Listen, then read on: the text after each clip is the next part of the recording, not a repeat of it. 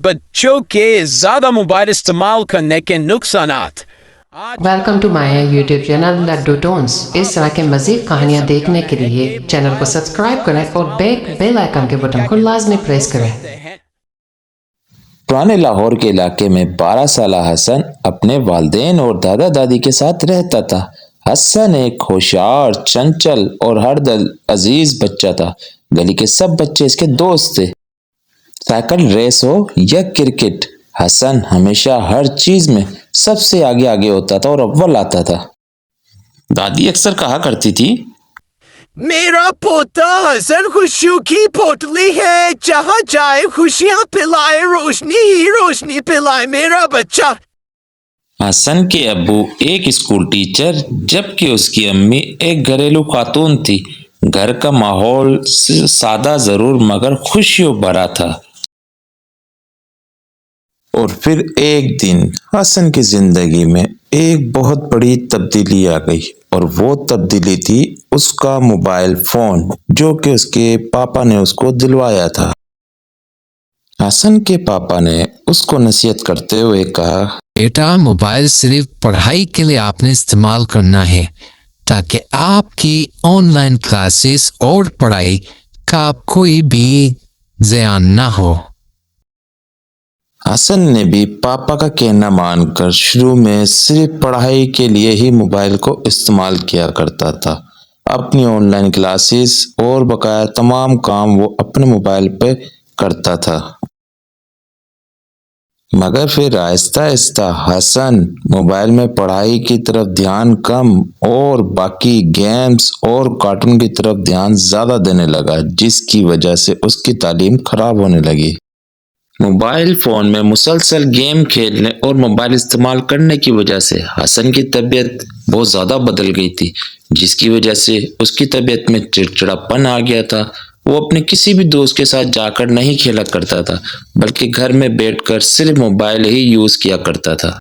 حسن رات کو موبائل میں دیر تک گیم کھیلتا رہتا، جس کی وجہ سے صبح اسے اسکول جانے میں بہت مسئلہ ہوتا اور کلاس کے اندر بھی وہ تقریباً صرف سویا ہی رہتا تھا.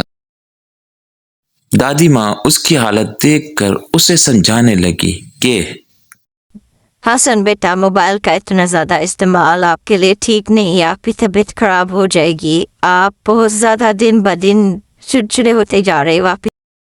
اگر اسی طرح موبائل استعمال کرتے رہو گے تو تمہاری آنکھیں خراب ہو سکتی ہیں، تمہاری صحت بہت زیادہ دن بدن خراب ہوتی جا رہی ہے. مگر حسن بجائے دادی ماں کی بات کو سمجھنے کے اور ماننے کے، الٹا ان کے اوپر غصے سے چیخنے لگا. میں موبائل کو فضول استعمال نہیں کرتا دادی ماں، میری تعلیم اور ساری تمام چیزیں اس موبائل میں ہیں، اور میں صرف اکیلا لڑکا نہیں ہوں جو موبائل استعمال کرتا ہوں. اب تمام بچے ہی اس موبائل استعمال کرتے، میں کوئی انوکھا نہیں ہوں. یہ کہہ کر وہ وہاں سے چلا جاتا ہے. دادی کو تمام چیزوں کا پتہ ہوتا ہے، مگر دادی بس بیچاری دکھ اور فکر کرتی رہتی ہے کہ حسن خراب ہوتا جا رہا ہے دن بدن. حسن اب پڑھنے میں بھی بہت زیادہ کمزور ہو چکا تھا، جس کی وجہ سے ہر دوسرے دن اسے اپنے ٹیچر سے ڈانٹ سننی پڑتی، اور یہ صرف موبائل کی وجہ سے ہو رہا تھا. حسن کے ٹیچر نے اس کے والدین کو بلا کر انہیں خوب شکایت لگائی اور حسن کو خوب ان کے سامنے ڈانٹا کہ یہ بچہ دن بدن نکما ہوتا جا رہا ہے، اس کا دل اب پڑھائی میں بالکل بھی نہیں لگتا. موبائل کے زیادہ استعمال کی وجہ سے حسن کی عادت میں اتنا چڑچڑاپن آ گیا تھا کہ اس کو جو کوئی بھی نصیحت کرتا وہ اسی کے اوپر الٹا چیخنے چلانے لگ پڑتا، اور غصے کی حالت میں گھر سے نکل کر باہر میدان میں جہاں اس کے دوست کھیل رہے ہوتے وہاں بیٹھ کر موبائل فون کو استعمال کرنے لگتا اور گیم کھیلنے لگ جاتا. ایک دن جب وہ باہر اسی طرح میدان میں آ کے بیٹھا تو اس کا بچپن کا دوست عمر اس کے پاس آیا اور اسے کہنے لگا، یار حسن، آپ بھی آؤ ہمارے ساتھ کھیلو. اب آپ بالکل بھی نہیں کھیلتے اور ہر وقت بس موبائل پہ لگے رہتے ہو. حسن نے عمر کی بات سنی اور اس کو ٹال دیا کہ ہاں بس 1-2 لیول رہ گیا ہے، میں کھیل کر آتا ہوں. مگر حسن کے دل میں یہ احساس ہوا کہ شاید میں کچھ غلط کر رہا ہوں، اور یہ سوچتے ہی حسن ایک دم سے اٹھ کھڑا ہوا. کچھ دنوں بعد حسن کی زندگی میں کچھ ایسا واقعہ ہوا کہ جس نے سب کچھ بدل کے رکھ دیا. حسن کے پاپا نے اس کو خوشخبری دی کہ ہم برف کے پہاڑوں میں پکنک منانے کے لیے کل جا رہے ہیں۔ پاپا کی بات سن کر حسن بجائے خوش ہونے کے مزید تھوڑا سا اداس سا ہو گیا اور پکنک پر جانے کی پلاننگ اور تیاری کرنے لگا۔ پکنک پر بھی جا کر حسن نے موبائل کی جان کو نہیں چھوڑا اور بجائے اس مقام کو انجوائے کرنے کے وہ موبائل میں ہی لگا رہا اور اس قدر مگن ہو گیا کہ اسے پتہ ہی نہ چلا کہ وہ کہاں گھوم رہا ہے، اور اچانک سے اس کا پیر پہاڑ کے کنارے سے پھسلا اور وہ پہاڑی سے نیچے جا گرا۔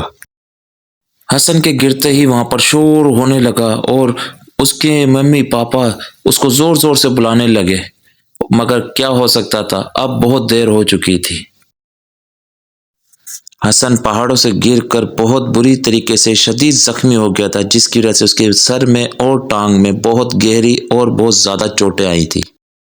ہسپتال میں ڈاکٹر صاحب نے حسن کو بہت زیادہ ڈانٹا اور انہوں نے کہا، یہ سب کچھ تمہارے زیادہ اور ہر وقت موبائل میں لگے رہنے کی وجہ سے ہی ہوا ہے۔ اگر تم موبائل کا استعمال نہ کرتے تو شاید آپ تمہیں یہ دن دیکھنا نہ پڑتا۔ ڈاکٹر صاحب کے ساتھ ہی حسن کے والدین بھی اس کو ڈانٹنے لگے کہ بیٹا دیکھو، ہم آپ کو اسی لیے منع کیا کرتے تھے کہ موبائل کا زیادہ استعمال مت کرو، مگر آپ ہماری بات کوئی نہیں مانا کرتے تھے۔ تو آپ نے دیکھ لیا زیادہ موبائل استعمال کرنے اور دنیا سے لاپرواہ ہونے کا نتیجہ۔ دادی ماں بھی کھڑی ہوئی اس کو سمجھا رہی تھی۔ بیٹا میں نے تمہیں کتنی بار منع کیا مگر تم نے میری کوئی بات نہ مانی، اور دیکھو آج تمہارے ساتھ یہ کیا ہو گیا۔ تمام لوگوں کی بات سن کر حسن کو اپنے کیے پر بہت زیادہ شرمندگی ہو رہی تھی اور وہ سوچ رہا تھا کہ کاش کہ وہ سب کی بات مان لیتا تو آج وہ اس حالت پہ نہ ہوتا۔ اور یہی بات سوچتے سوچتے وہ سو گیا۔ ہسپتال میں رہتے رہتے اسے 12 سے 15 دن ہو چکے تھے اور اس دوران اس نے کوئی موبائل استعمال نہیں کیا تھا۔ پھر اسے اس بات کا احساس ہوا کہ موبائل کے بغیر زندگی کتنی خوبصورت ہے۔ ہر چیز اسے پیاری لگنے لگی تھی۔